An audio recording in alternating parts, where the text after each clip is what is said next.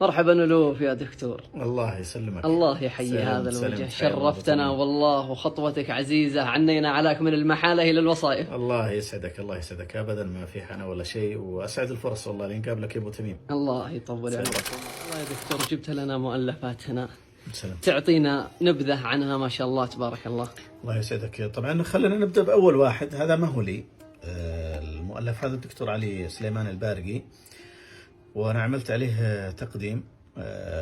طبعا هو عبارة عن رسالته للدكتوراه، طبع في نادي أبها الأدبي، طبعوه النادي مشكورين في دار الانتشار، طبعا دار قوية وتعتني بإخراج الكتب بشكل جيد. الكتاب يتناول اللهجة البارقية في عدة مستويات، المستوى الصوتي، المستوى الصرفي، المستوى التركيبي، الدلالي، حتى المستوى الدلالي والمعجمي عرض له. أيضا من الإضافات المهمة في الكتاب أن الباحث عمل جولات ميدانية في بارق، ووقف على عدد من النقوش، في نقوش قديمة جدا ورسوم قديمة، يعني بعضها ثمودية، شفت، وفك النقوش هذه عن طريق متخصصين. تعرف في ناس متخصصين في الآثار، اي صحيح، شفت، فيشوفون النقوش هذه يرجعونها لزمنها ويحاولون يفكون بعض الكلمات اللي موجودة فيها. هذه أنا أتوقع أنها من الإضافات المهمة جدا صراحة. جدا، هذه ثمودية يا دكتور. ثمودية، أيوه، عجيب. شفت، وباقي بوضعها، يعني باقي الكتاب فيه مجموعة صور لها، يعني حتى في الصور ما شاء الله طلعت واضحة، مع أنها هذا العمر المديد. يعني طبعا بعض أنت تعرف التصوير أنه يعني تخف جودة نعم، تخف جودة النقش، لكن مع هذا بعض النقوش باقي محتفظ بجودته إلى حد كبير، وخاصة اللي في الأماكن المنعزلة.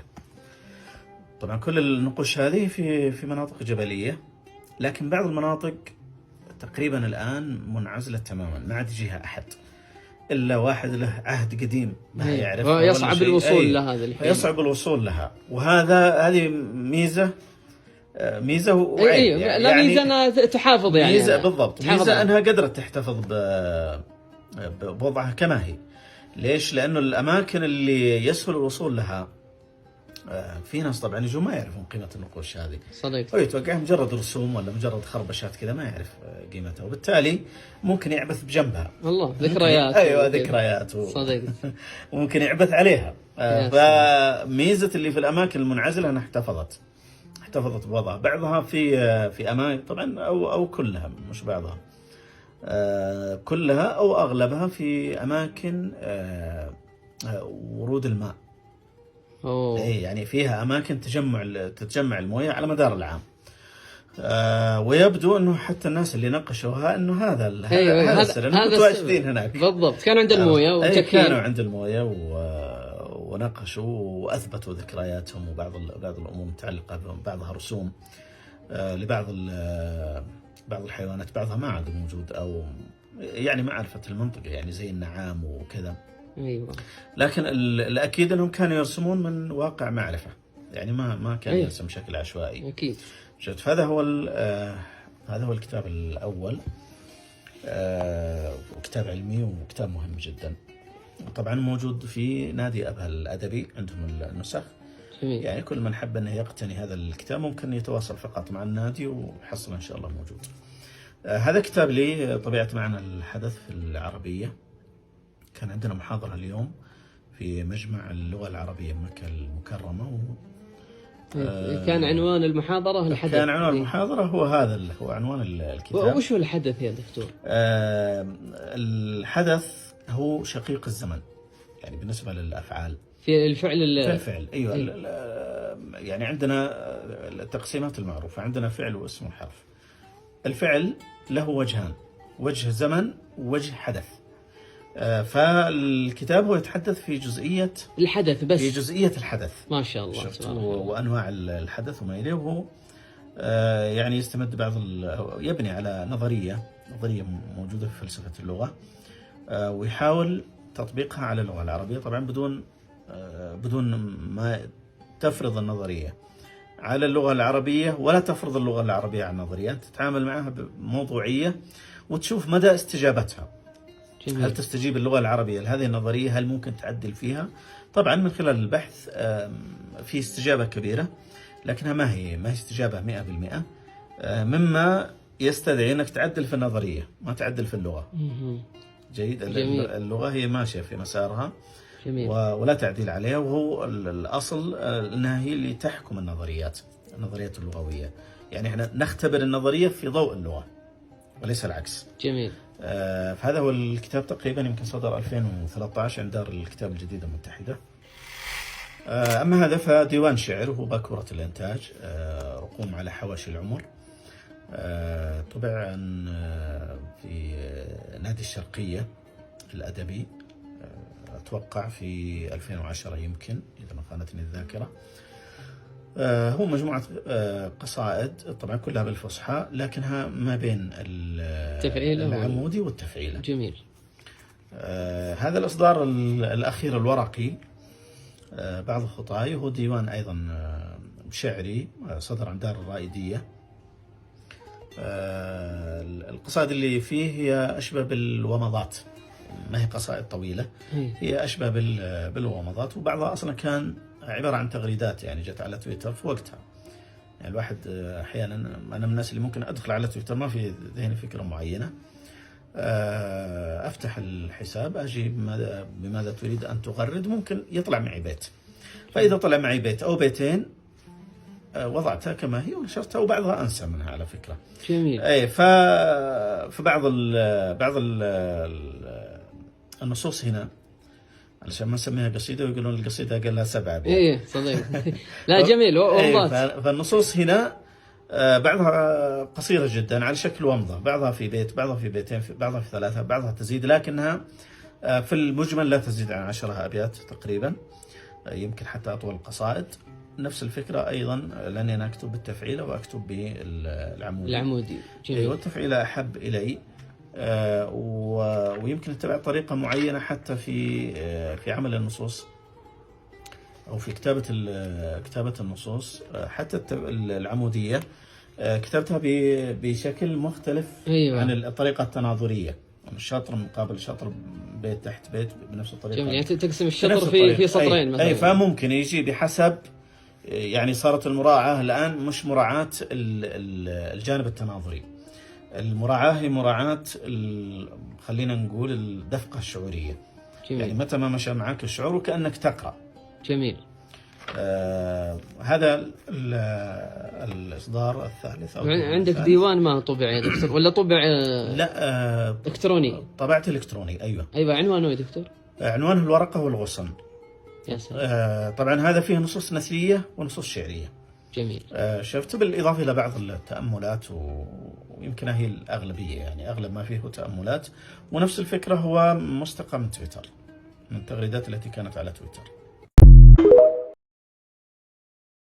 شوف الأساطير بالنسبة لي أنا أشوفها ثروة على أكثر من صعيد، ثروة ثقافية أول شيء، لكن الثروة هذه هي قاعدة تضيع حال كثير من الأشياء الجميلة اللي كانت زمان، وكان الناس يتناقلونها بالرواية الشفهية وما خضعت للتقييد، وبالتالي ضاعت أشياء كثيرة. جت فكرة الأساطير عندي من فترة، يعني ما هي قريبة، من فترة طويلة. قريت كتاب لإبراهيم الكوني الليبي، كان يحكي عن أسطورة في الصحراء الكبرى. يوم قريتها إلا والله الأسطورة هذه عندنا يقولونها صحيح، في اختلاف، يعني ما هو اختلاف، ما هو في جوهر الأسطورة نفسها، اختلاف طبيعي بحكم الثقافة، بحكم اللغة، بحكم كذا، يعني فيها زيادة فيها نقص، لكن في المجمل الأسطورة موجودة عندنا. يعني جاء في بالي يعني سؤال، يا ترى هل الأساطير هذه على مستوى العالم العربي على الأقل، بحكم أننا نخضع لثقافة متقاربة، يعني ما هنقول ثقافة واحدة، لكن ثقافة العالم العربي كله متقاربة، هل الأسطورة تجوب كل هذه الأماكن على مستوى العالم العربي من مكان إلى مكان، حتى لو حصل لها تغيير، حصل تلفيات في بعض الأجزاء منها، لكنها في المجمل يعني الأسطورة موجودة. فهل نخضع كلنا أو أن الأسطورة يعني تدور فيما بيننا عبر التناقل الشفوي على مستوى العالم العربي؟ طبعا اللي جاب الفكرة هو أني وجدت نفس الأسطورة حقتنا عند الكوني. هذا في عند الكوني، أيوة. هي الأسطورة يعني ببساطة تحكي عن آدم وحواء، وهذه أنا ذكرتها في واحدة من التغريدات. أي أظني بدأت بها حتى. الله أذكرها. عن آدم وحواء، وأنه يعني لظرف ما آدم ابتعد عن حواء، وكل منهم فقد الثاني وقاعد يدور عليه. الفرق أنه آدم قاعد يدور كذا بالحالة على ما قالوا، يعني يبحث عن حواء في أي مكان، على حين حواء كانت تدور عليه وهي شايلة. طبعا عندنا يقولون مقعادة السرير حق الله. شفت؟ فطبعا شوف الآن كيف أنه توطين الأسطورة الآن بتحصلها في مكان آخر، اللي ما عندهم مسمى مقعادة ممكن يسمونه بحاجة ثانية. المهم كانت تشيل المقعادة على راسها وهي تدور برضو لآدم بنفس الشغف، لكنها وحواء لمحت آدم قبل ما يشوفها، فحطت القعادة حقتها وجلست عليها متكية، يعني كأنها غير مهتمة أصلا. وبعدين شافها آدم وجاء عندها، وين كنتي وين ما كنتي، وكنت أدور وكنت أبحث. طبعا هي تبغى تقول له شوف الركادة هنا أنا غير مهتمة. فأيوة قالت والله يا حواء ما تدور على حد، اللي يدور عليه يدور عليه، هي ما تدور على حد. والواقع أنا كانت تدور يا سلام. أيوة ويمكن بتعب شديد. نفس الأسطورة هذه جوهرا حكاها إبراهيم الكوني. الفكرة دفعتني، قلت يا ولد الآن فضاء تويتر مفتوح على الجميع، وعندي متابعين من مختلف أرجاء العالم العربي، فليش ما أكتب الأساطير هذه وأشوف التفاعل، هل هي موجودة في أماكن أخرى، هل هي موجودة في بيئات أخرى، وأكون اشتغلت بشكل مزدوج. أول شيء توثيق الأسطورة، والشيء الثاني يعني فحص مدى انتشارها في الثقافات العربية الأخرى. فبدأت أكتبها. طبعا كتبتها بفصحى معقولة، يعني ليست مغرقة، بس إنك محافظ عليها. يعني. لكن حاولت أكتبها بالفصحى، مع أن هذا طبعا عند بعض الناس هيكون فيه مشكلة، لأنك أخرجتها من جوها، وجوها أنها تروى كما هي، لكنها لو رويت كما هي في الواقع ما بيعرفها إلا اللي يعرفون اللهجة. محيطها قريب، يعني محيطها محدود. وهدفي أنا ليس الحكاية للأهل المحيط أو الناس اللي يعرفونها فقط، أنا أبغى أشوف مدى انتشارها، مدى وجودها في أماكن أخرى. جميل. والتفاعل يا دكتور كيف؟ التفاعل والله كان جميلا.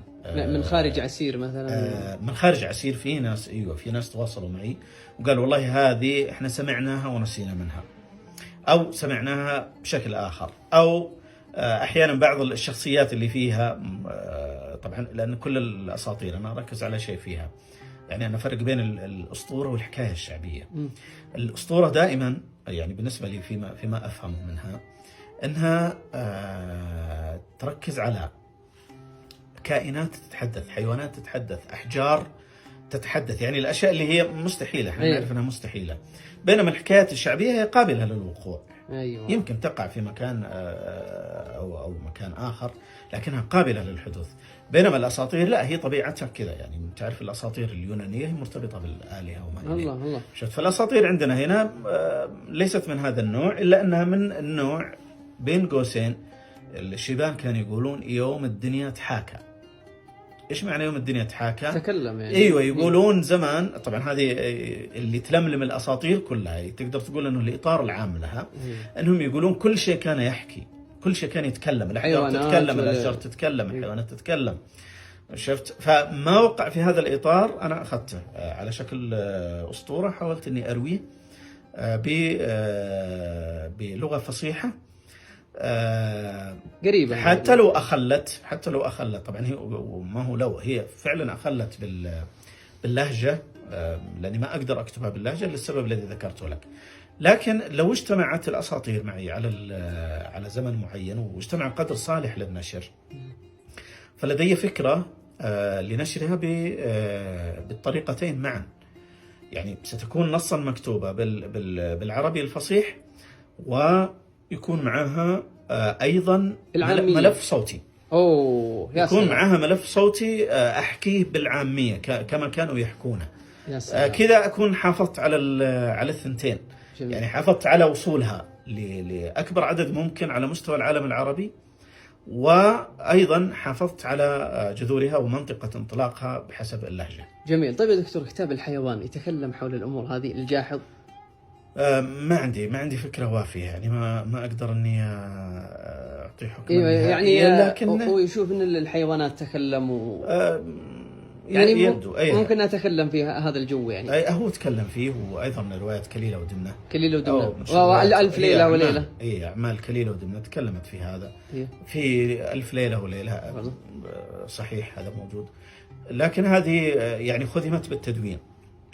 كل الأشياء الأساطير اللي خدمت بالتدوين فأمورها في السليم على الأقل على مستوى التوثيق. جميل، الله يبيض وجهك. لكن اللهجات مع الأسف الشديد يعني لم تدون هذه الأساطير، وعندنا وعند غيرنا كثير. يعني اللي أنا حكيته هو الشيء اللي أتذكره. شفت الذاكرة فلت منها أشياء كثيرة. ومع الوقت طبعا بتفلت الأشياء أكثر.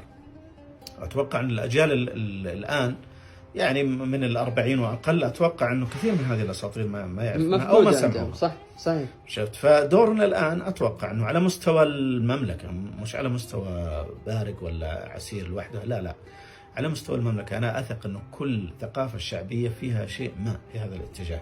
لو جمعت كل هذه الأساطير، عبد الرحمن الجهيمان عليه رحمة الله له حاجة في هذا الجانب، لكن لو جمعت كل هذه الأشياء وفرقنا بين ما هو أسطورة وما هو حكاية شعبية، وصنفت كل واحدة منها على في ضمن نوعها الذي يحتويها موروث شعبي، أتوقع أننا سنكون أمام ثروة جدا ممتازة. والأساطير هي بطبيعة الحال هي تفصح لك عن حال الناس في زمنها.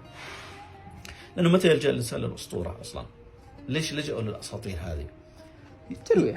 الترويح عن النفس هذه واحدة.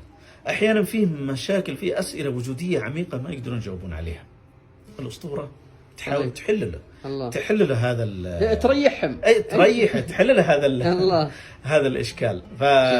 فدورها كبير حقيقة، لكنها تحتاج فكرة الجمع. جميل، الله يعطيك العافية. بس كم قد جمعت يا دكتور تقريبا؟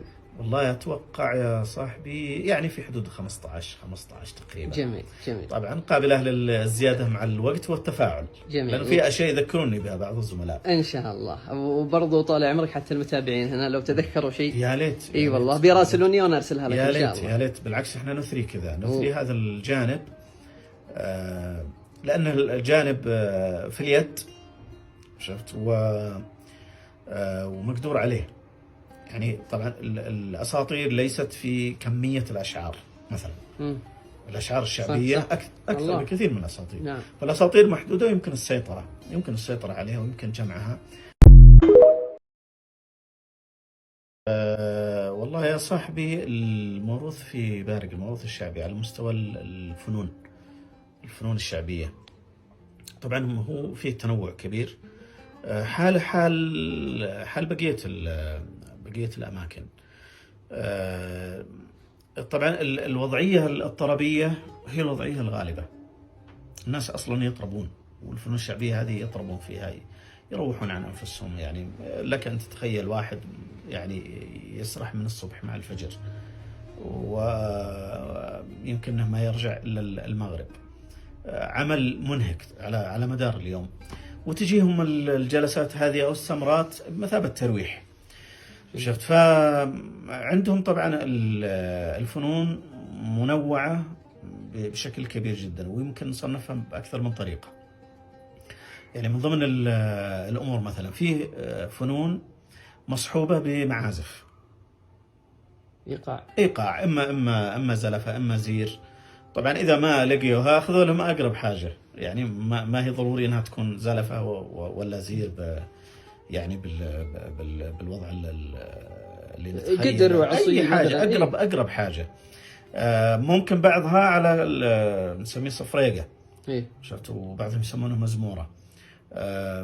هذه بتغنى معه. بعض الأغاني يغنونها بدون أي نوع من أنواع المعازف هذه، لا زلفة ولا سبريقة ولا شيء، لكنه يغنيها. بعضها يغنيها بينه وبين نفسه، بعضها يغنيها مع مجموعة، بعضها يغني وهو مع غنمة يرعى، بعضها يغني وهو يعمل. طبعا يسمونها هزاميل زي الأراجيز، هو يستعين بها على العمل. أغاني الزراعة. أغاني الزراعة هو غالبا يعني أغاني الزراعة يمكنها أكثر شيء منتشرة. وغالبا أصلا كانت الأعمال ما بين زراعة ما بين بناء، كانوا البناء الحجري على وجه التحديد، يعني في مشقة في إحضار الأحجار، وفي مشقة في رفعها ومشقة في وكذا. فكانوا يستعينون بهذه الأغاني في كل هذه المناسبات. في بعضها مرتبط بطقوس معينة زي الختان مثلا. تحصل الختان للتجهيزات، تجهيزات معينة. يمكن أنا لحقت على آخره، أنا فلت لكن الجيل اللي قبلي تقريبا، يمكن قبلي بجيل أو جيلين أدركوا هذه الطقوس. في طقوس معينة يعني فيه لابد أنك تحفظ لك منظومة، تحفظ لك قصيدة طويلة معينة. ما هو شرط أنك أنت تنشئها، لكنك تشوف لك شاعر يقولها ويحفظك لأن تحفظها. لأن المسألة مبنية على الاستعراض. أيوة. يعني هي قبل الختان نفسه، يمكن قبله بأيام، الشباب كل واحد يحاول أنه يجذب أكبر قدر من المتفرجين أو أكبر قدر من المناصرين. والمتفرجين ولا المناصرين هم بيجون بحسب ما يقدمه هذا الشاب، لأنهم يجون في منطقة تقريبا مفتوحة. كل شاب يقدم اللي عنده، اللي يقدم قصيدة، اللي يغني، اللي يرقص، اللي كل واحد يبرز المواهب اللي عنده. كل ما أبرز المواهب اللي عنده طبعا صار اجتماع الناس عندها أكثر. في فن نسميه الجيش. أيوه. تقريبا أظن يسمونه السيف في أماكن أخرى. هذا فن فردي، يعني ما هو مجموعة يأدونه، لا، هو شخص واحد يأديه بالخنجر أو الجنبية والقديمية، يأديه بشكل منفرد. رقصة على الإيقاع، على الزلفة. أيوه، جميل، على الزلفة. طبعا الفكرة فيه هو ما فيه أغنية ولا فيه صوت ولا فيه شيء، هو كل اللي فيه فن أدائي، مهارات أدائية طبعا. جميل. يعني فيه صاحب الزلفة والزيرة أتوقع أنه ما يدخل فيها إذا ما خانتني الذاكرة. أكثر تركيزهم على صاحب الزلفة، واللي يعني يضرب الزلفة هو يعني بينه والراقص هذا وصاحب الزلفة تناغم، يعني تناغم. أي بينهم تفاهم. جميل. بينهم تفاهم طبعا، ويؤدى بشكل جميل جدا، بشكل رائق.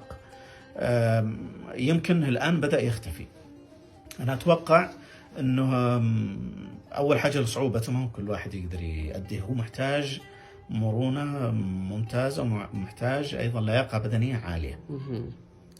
ويعني قدرة على التصرف والتناغم مع صوت الزلفة، والاثنين زي ما أسلفت يكون بينهم تناغم معين، تفاهم معين. جميل. غيرها دكتور؟ غيرها صاحبي فيه الخطوة اللي نسميها أبو خطوة. أيوة.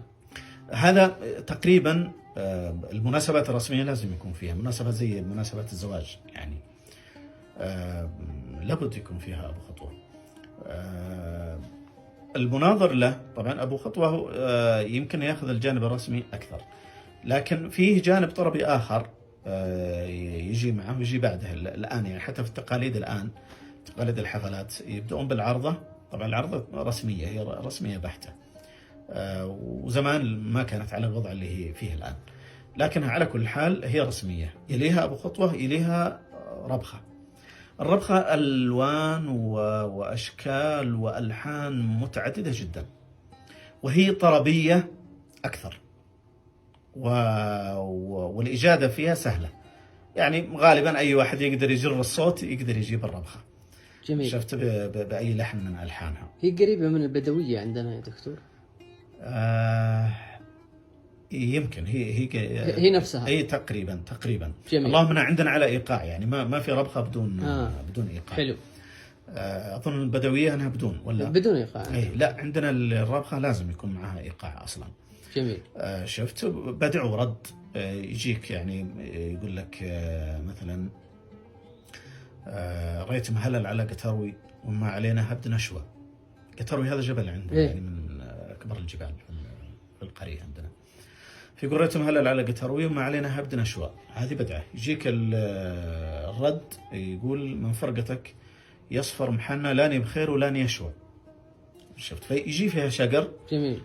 لكن الهم بالنسبه للناس او الغرض هو غرض طربي. شفت ولذلك يمكن ما يكون في السمره الواحده يمكن ما تتنوع الكلمات كثير. أيوة. يمكن بدعتين واثنين رد عليها ولا ويسمرون عليها لان جميل. الفكره اصلا هي فكره طربيه. حلو. مش فكره التركيز على الكلمات او ما شابه ذلك. جميل. غيرها يا دكتور؟ فيه الدمة طبعا في بارق ما لها. لا ما هي موجودة في بارق. أيوة. وهذه يمكنها تشير إلى فكرة أنه في تنوع هائل عندنا جداً. في الفنون الشعبية جداً. يعني على مستوى تهامة في حدود علمي توصل إلى الطحاحين. توقف. شفت أتوقع جهات من شرق بارق عفوا غرب بارق عندهم أظن دمجات ربيعة وكذا. إيه. من بارق وشمال خلاص توقف الدمة تماما. بارق والعرضية تقريبا كلها ما فيها دمة. جميل. شفت لكن عندهم الفنون الثانية هذه اللي أبو خطوة وربخة حلو. طيب غيرها من الفنون اللي يسمرون بها الآن يا دكتور؟ والله أغلبها ربخة. جميل. هي السائدة تماما يعني الآن. أنا زي ما قلت لك سهولتها ألحانها حلوة. تركيب الأغاني عليها سهل أو الكلمات يعني ما هي محتاجة إلى شاعر قوي. لا يمكن لو الأهم واحد يعني شخص عنده حس شعري ممكن يطلع لك كلمتين كذا يسمرون عليها. أيوة يسمرون جميل. عليها. شفت فهي الحاضرة هي اللي يعني سائدة تماما الآن. جميل. طيب في فنون فردية يا دكتور عندكم في بارق؟ زي المواويل. أي الهواء. أي يسمونها الهواء. أيوة. شفت وبعضهم يسميه طرق. هذا أتوقع إنه في أكثر من مكان لكن اللحن يختلف. وإلا سمعت حتى في السراف فيه الهواء في طرق. وفي أكثر من مكان. عندنا نفس الفكرة. لكن تظل برضه يعني تحتاج لها ميزة صوتية معينة. يعني محتاجة مهارة صوتية. يعني فيها تنوع معين في المقامات وكذا.